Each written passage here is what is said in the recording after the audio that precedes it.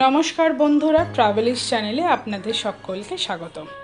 আশা করি আপনারা আমাদের ইস্ট সিকিমের ডে 1 ভিডিওটা দেখে নিয়েছেন, যেখানে আমি অলরেডি ঋষিখোলায় থাকার অভিজ্ঞতাটা আপনাদের সাথে শেয়ার করেছি।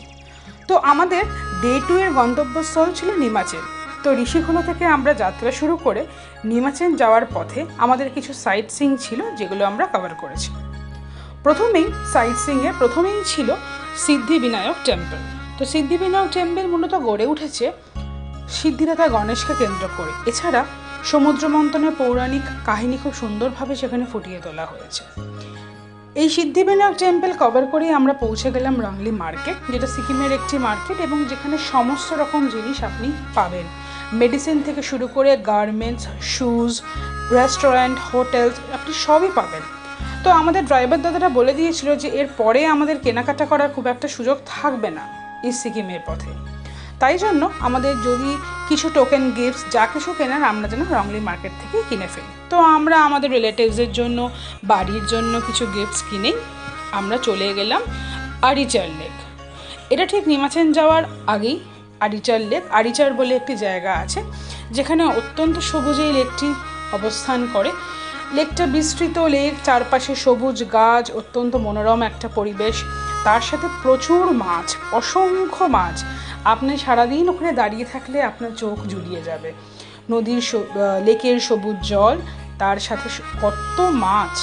তো আমরা বেশ অনেকক্ষণ ওখানেই এইসব মাছ দেখতে দেখতে সময় কাটিয়ে দিলাম। তার সাথে একটু কফি, একটু মোমো, পাশেই স্টলস আছে লেকের পাশে, ওখান থেকে আমরা মোমো, কফি, চা এগুলো সব খেয়ে আবার আমরা নিমাচেনের উদ্দেশ্যে যাত্রা শুরু করলাম।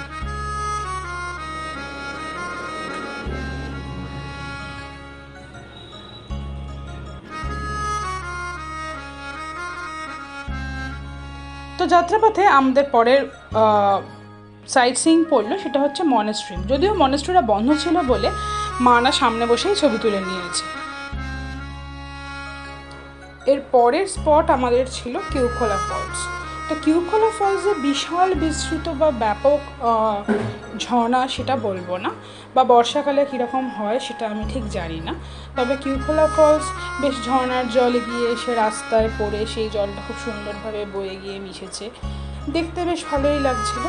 যার ফলে আমার মা ঝর্ণার জলে ছবি তুলবে বলে দেখুন খালি পায়ে দাঁড়িয়ে চলে গেছে আনন্দে।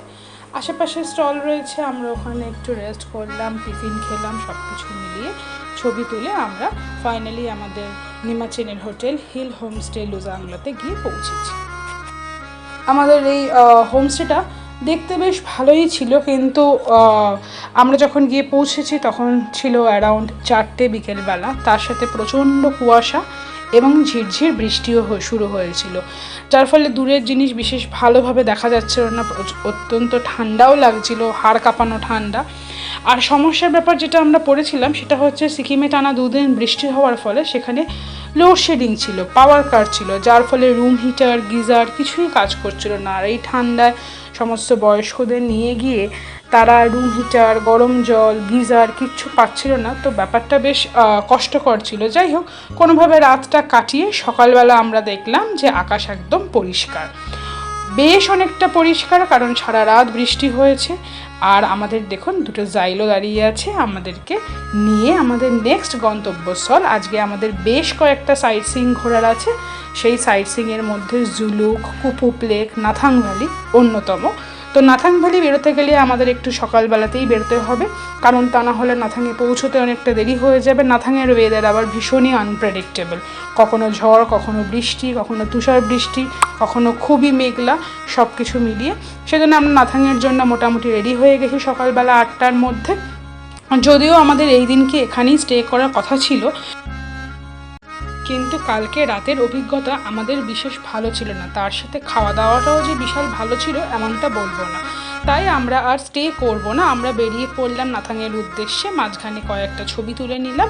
এই ছিল আমাদের ডে 2 অ্যাট নিমাচেন।